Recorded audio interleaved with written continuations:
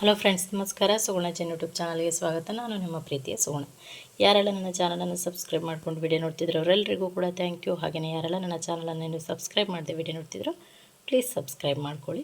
ನಾನಿವತ್ತೊಂದು ಹೆಲ್ದಿಯಾದಂತಹ snacks ರೆಸಿಪಿಯನ್ನು ಮಾಡಿ ತೋರಿಸ್ತಾ ಇದ್ದೇನೆ. ಹೌದು, ಬನಾನಾ ಫ್ಲವರಿಂದ ತವಾ ಫ್ರೈಯನ್ನು ಮಾಡಿ ತೋರಿಸ್ತಾ ಇದ್ದೇನೆ. ಇದು ಹೆಲ್ತಿಗೆ ತುಂಬಾ ಒಳ್ಳೆಯದು. ಹಾಗಾದರೆ ಬನಾನಾ ಫ್ಲವರ್ ತವಾ ಫ್ರೈಗೆ ಏನೇನು ಇಂಗ್ರೀಡಿಯೆಂಟ್ಸ್ ಬೇಕು ನೋಡ್ಕೊಂಡು ಬರೋಣ ಬನ್ನಿ. ನಾನಿಲ್ಲೊಂದು 4 ಬನಾನಾ ಫ್ಲವರನ್ನು ತೊಗೊಂಡಿದ್ದೇನೆ. ಬಾಳೆಯ ಹೂವು ನೀವು ಇಲ್ಲಿ ಇದನ್ನು ಕಟ್ ಮಾಡಿಕೊಂಡ್ರೆ ಬಿಡಿಸ್ಲಿಕ್ಕೆ ಈಸಿ ಆಗುತ್ತೆ. ನೋಡ್ಬೋದು ಈ ರೀತಿಯಾಗಿ. ನಾನು ಆಲ್ರೆಡಿ 3 ಸಿಪ್ಪೆಯನ್ನು ತೆಗೆದಿಟ್ಕೊಂಡಿದ್ದೇನೆ. ನಾನಿದು ಪಿಂಕ್ ಏನಿದೆ ಅದು ಫುಲ್ ಹೋಗೋವರೆಗೂ ತೆಗಿತೇನೆ. ಯಾಕಂದರೆ ಲಾಸ್ಟ್ ಟೈಮ್ ಮಾಡಿದಾಗ ಸ್ವಲ್ಪ ಕಹಿ ಆಗಿತ್ತು. ಮತ್ತು ನೀವು ಕುಕ್ಕರ್ನಲ್ಲೇ ಬೇಯಿಸ್ಕೊಂಡು ಮಾಡೋದ್ರಿಂದ ಕಹಿ ಆಗೋದಿಲ್ಲ. ಹಾಗೆ ಮಾಡ್ತೀವಿ ಅಂದರೆ ಅದು ಸ್ವಲ್ಪ ಕಹಿ ಬರುತ್ತೆ. ಹಾಗಾಗಿ ಈಗ ಇದನ್ನು ನಾವು ಚಿಕ್ಕ ಚಿಕ್ಕ ಪೀಸ್ಗಳನ್ನಾಗಿ ಕಟ್ ಮಾಡಿಕೊಳ್ಬೇಕು.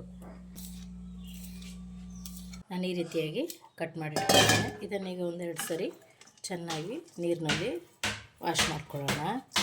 ನಾನಿಲ್ಲೊಂದು ಕುಕ್ಕರನ್ನು ತಗೊಂಡಿದ್ದೇನೆ. ಇದನ್ನು ಚೆನ್ನಾಗಿ 1-2-3 ಸರಿ ನಾನು ನೀರಿನಲ್ಲಿ ವಾಶ್ ಮಾಡಿದ್ದೇನೆ. ಬೇಕಿದ್ರೆ ನೀವು ಉಪ್ಪು ನೀರಲ್ಲಿ ನೆನೆ ಹಾಕಿ ಆನಂತರ ವಾಶ್ ಮಾಡ್ಬೋದು. ಎಲ್ಲವನ್ನು ಕುಕ್ಕರಿಗೆ ಹಾಕ್ಕೊಂಡಿದ್ದೇನೆ. ನಾನು ಉಪ್ಪನ್ನು ಆ್ಯಡ್ ಮಾಡ್ತಿದ್ದೇನೆ.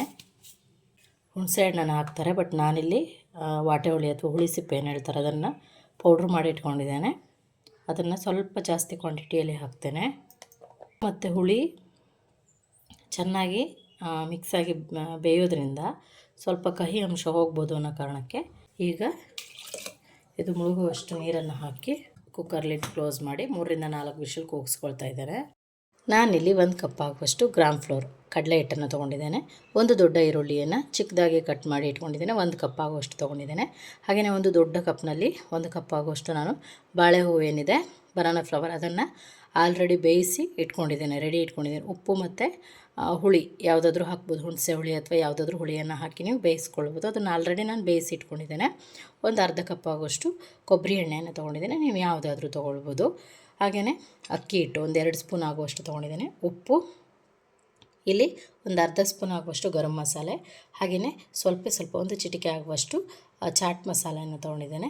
ಹಾಗೆಯೇ 1 ಚಿಟಿಕೆ ಆಗುವಷ್ಟು ಅರಶಿಣ, ಹಾಗೆಯೇ 1/2 ಚಿಟಿಕೆ ಆಗುವಷ್ಟು ನಾನು ಸಾಂಬಾರು ಪೌಡರ್ ನಾನೇನು ಮಾಡಿದ್ದೆ ಅದೇ ಸಾಂಬಾರು ಪೌಡರ್ನ ಯೂಸ್ ಮಾಡ್ತಿದ್ದೇನೆ.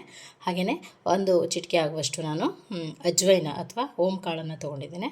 ಹಾಗೆಯೇ ಸ್ವಲ್ಪ ಬೆಳ್ಳುಳ್ಳಿಯನ್ನು ಈ ರೀತಿಯಾಗಿ ದೊಡ್ಡದಾಗಿ ಸ್ವಲ್ಪ ಜಜ್ಜಿ ಇಟ್ಕೊಂಡಿದ್ದೇನೆ, ಗುದ್ದಿ ಇಟ್ಕೊಂಡಿದ್ದೇನೆ. ಹಾಗೆಯೇ 1/2 ಸ್ಪೂನ್ ಆಗುವಷ್ಟು ಧನಿಯಾ ಮತ್ತು ಜೀರಿಗೆಯನ್ನು ನಾನೇ ಕುಟ್ಟಿ ಪುಡಿ ಮಾಡಿ ಇಟ್ಕೊಂಡಿದ್ದೇನೆ. ಈ ರೀತಿಯಾಗಿ ದೊಡ್ಡದಾಗಿ ಪುಡಿ ಮಾಡಿ ಇಟ್ಕೊಂಡಿದ್ದೇನೆ. ಹಾಗೆಯೇ 1 ದೊಡ್ಡ ಸ್ಪೂನಲ್ಲಿ 1 ಸ್ಪೂನ್ ಆಗುವಷ್ಟು ಅಚ್ಚ ಖಾರದ ಪುಡಿಯನ್ನು ತೊಗೊಂಡಿದ್ದೇನೆ. ಈಗ ಮೊದಲನೇದಾಗಿ ನಾವು ಬನಾನಾ ಫ್ಲವರ್ ಮತ್ತು ಇದೆಲ್ಲವನ್ನು ನಾವು ಹಿಟ್ಟನ್ನು ಪ್ರಿಪೇರ್ ಮಾಡ್ಕೊಳ್ಳೋಣ, ಕಲಿಸ್ಕೊಳ್ಳೋಣ.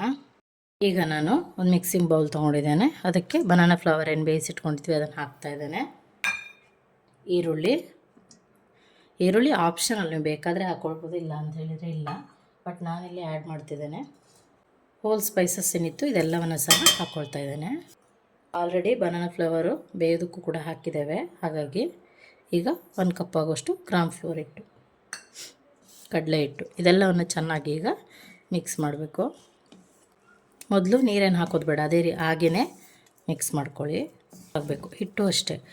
ಈರುಳ್ಳಿ ಮತ್ತು ಬನಾನಾ ಫ್ಲವರ್ ಜಾಸ್ತಿ ಆದರೆ ತುಂಬ ಏನೋ ಒಂಥರ ಹುಡಿ ಆಗುತ್ತೆ.